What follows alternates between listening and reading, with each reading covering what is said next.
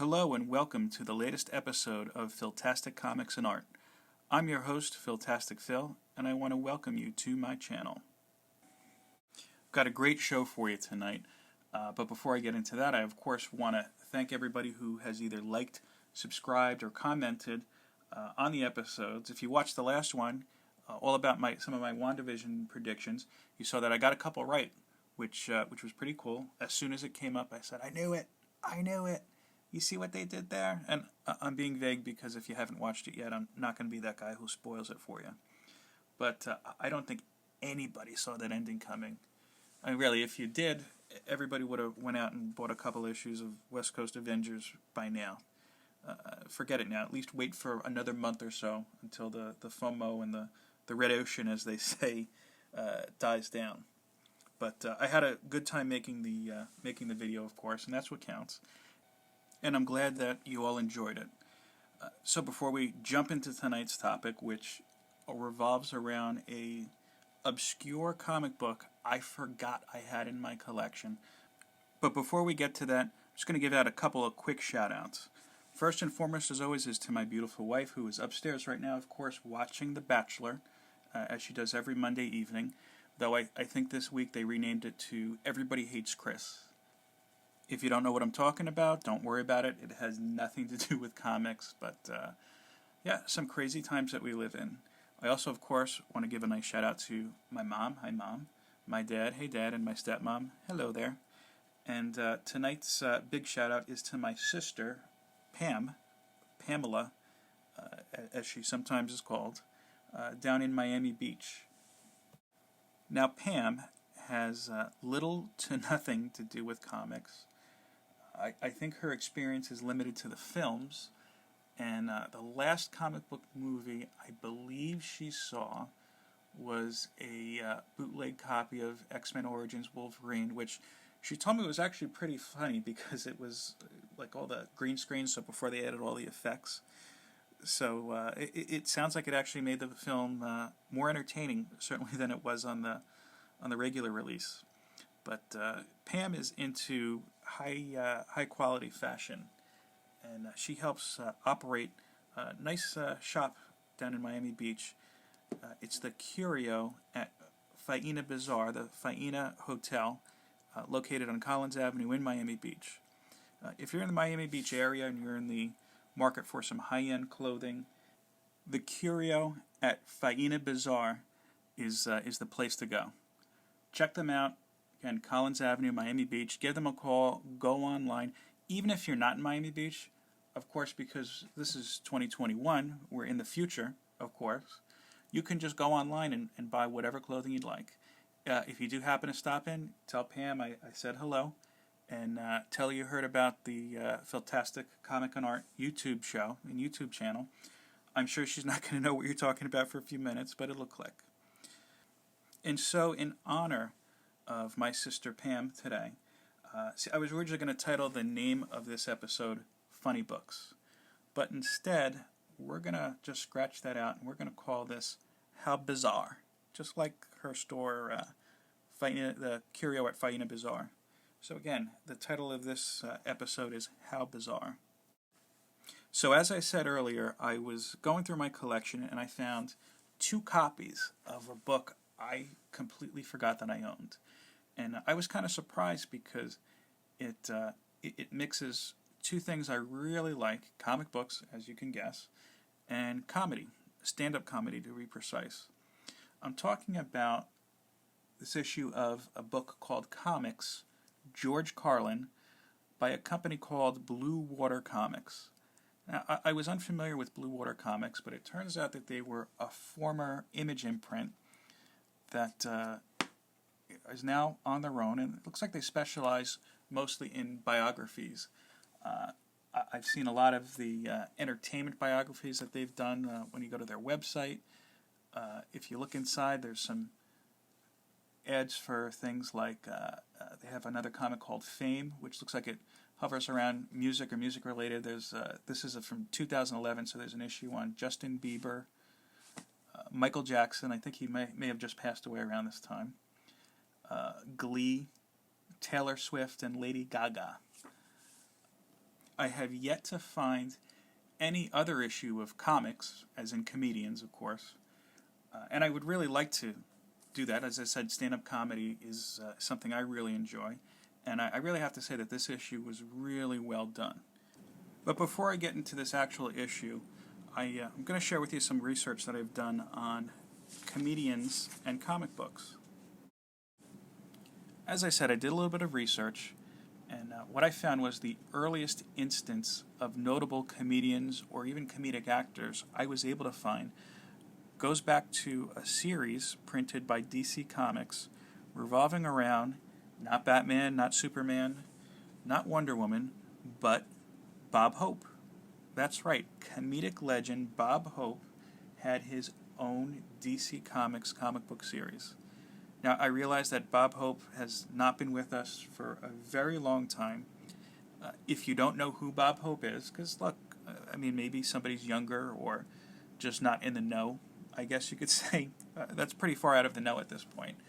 But if you don't know who Bob Hope is, I would strongly suggest you do a nice Google search, or even better yet, why don't you call maybe grandparents or great uncle or something like that, and an older relative, and ask them about Bob Hope. I'm sure that they'd like to hear from you, especially in times like these where we're not able to see each other every day. Bob Hope was not alone in having his own comic book series. DC Comics also gave Jerry Lewis, not to be confused with Jerry Lee Lewis, the musician, but Jerry Lewis, his own comic book series, which at one point also had a guest appearance by The Flash. DC Comics also brought in comedic legend Don Rickles for what was supposed to be a 2-panel appearance in one issue of Superman's pal Jimmy Olsen. But after Jack the King Kirby, of course, got involved and added his own creative spark, that 2-panel story turned into a 2-issue story. So I guess he was a fan, and who could blame him? Not to be left out, Marvel also got involved with bringing comedians into comics. In the 80s, you've got a story where the Avengers appear as guests or special guests on the David Letterman show. And if you check it out, I pulled this from the Marvel Unlimited app. Take a look at Beast rocking the Hawaiian shirt. I don't think he's ever done that before, but it's pretty hilarious. Maybe he should bring it back for Krakoa. That kind of sounds like it would be an appropriate place for him to wear that Hawaiian shirt.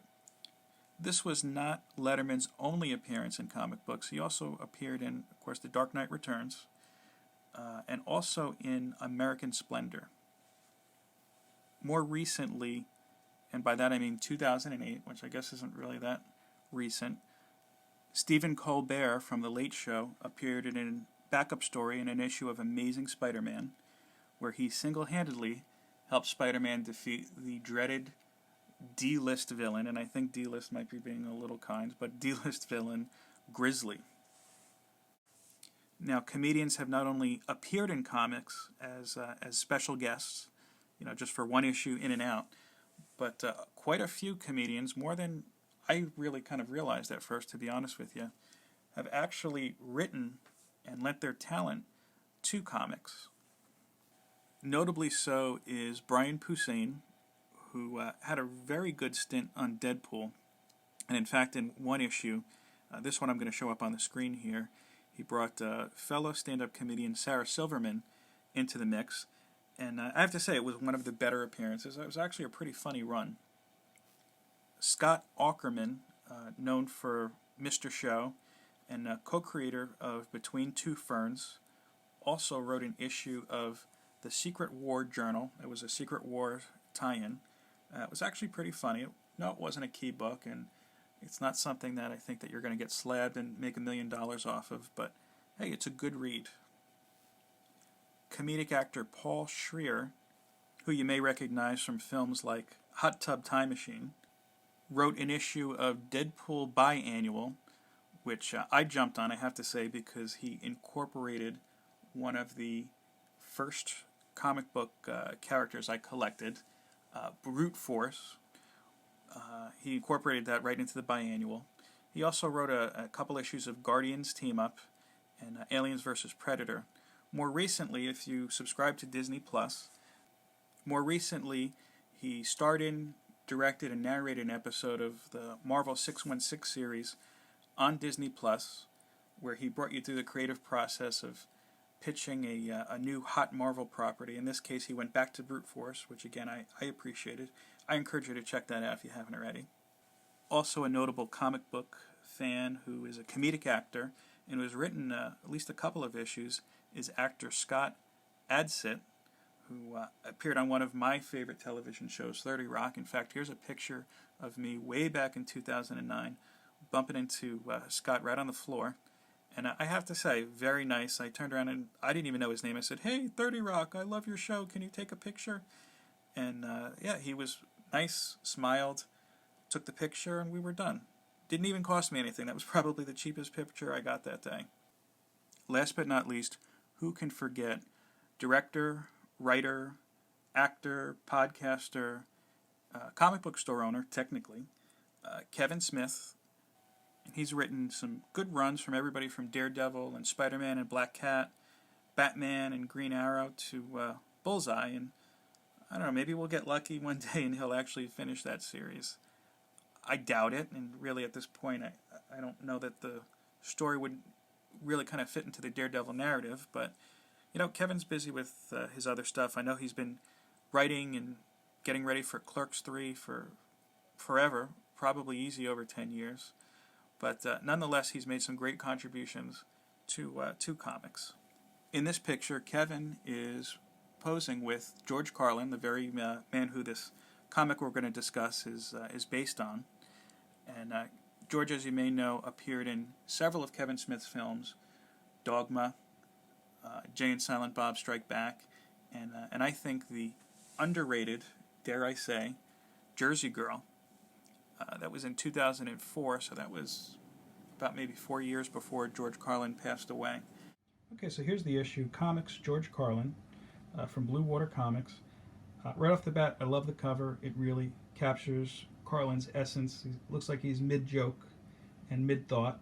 And that's one of the reasons I really appreciate George Carlin as a stand-up, and I think many comedians and fans of comedy do, is he was a thinker above all else. When I purchased this, I don't remember where I got it from, but I remember I bought 4 issues. One for me, of course, this one. One for my friend Mark, which I still haven't given it to him. So Mark, when you do get this, act surprised. One I gave to Vinnie Brand, owner of the Stress Factory Comedy Club in New Brunswick, New Jersey.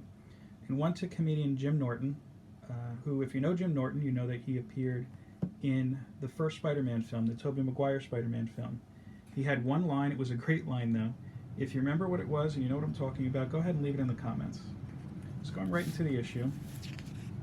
I should mention, by the way, just like George Carlin's material, this book is not for young kids, of course. If you have a teenager, perhaps, who just found George Carlin or is just getting interested in comedy, maybe this is something good that they can read. You could both read together, I should say. The artist, who I'm not familiar with, Aprati Kusubinatoro, if you know who it is, leave a note in the comments, please. I'd love to look at more of their work. I think did a great job of capturing 1930s New York City. I mean, it looks like something you would see in a Captain America comic. They really capture the mood, I think, and the essence of the city very well. It goes, of course, into Carlin's early years. It's the class clown, of course. Follows him into radio.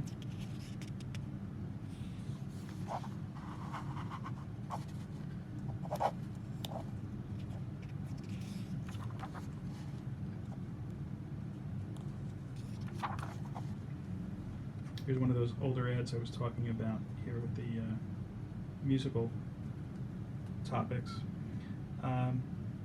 One thing I think it does a very good job of not only highlighting the good parts and the highlights of George's life, but also some of the struggles here. I mean, you can see it goes into as his daughter was being born, his only child, his mother-in-law was dying. He went into, it also does a good job of highlighting, I think, the struggle of, in this case, comedy, but really of anything that's worth doing. He had given up on making it big in California, and then he decided he was going to give it another try. He had some moderate success, of course, with albums and whatnot. but he still, and he appeared in some films, but he still couldn't break through. Here's a nice picture of a Keith Richards comic. Keith Richards comic. Kind of looks like somebody at a Sandman. So it goes right into the 7 words that you can't say. And really goes into a nice emotional chapter in his career. The artist did another great job here, where in the late 70s he kind of couldn't really find a place to go. And I thought they really kind of hit it here. They said in Rolling Stone, it said, "The 70s are over, say goodbye to CB radios, say goodbye to disco, and say goodbye to George Carlin." Luckily, he didn't give up. Not quite yet. Went to, of course, his heart attack and whatnot. But then went to his some of his triumphs here: Saturday Night Live, some of his film appearances, Bill and Ted.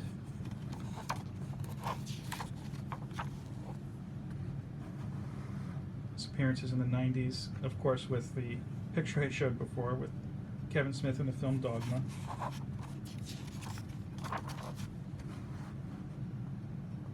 Some of his animated films he did closer to the end of his life.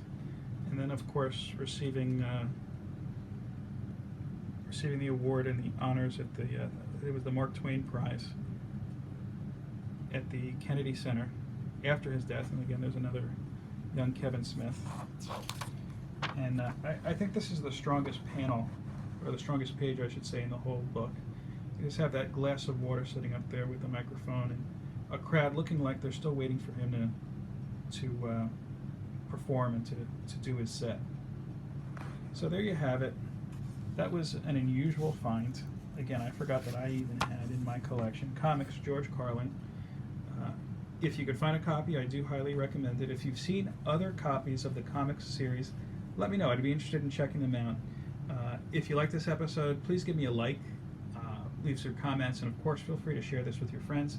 And if you haven't already, go ahead and please subscribe to my channel. Thanks and have a great night.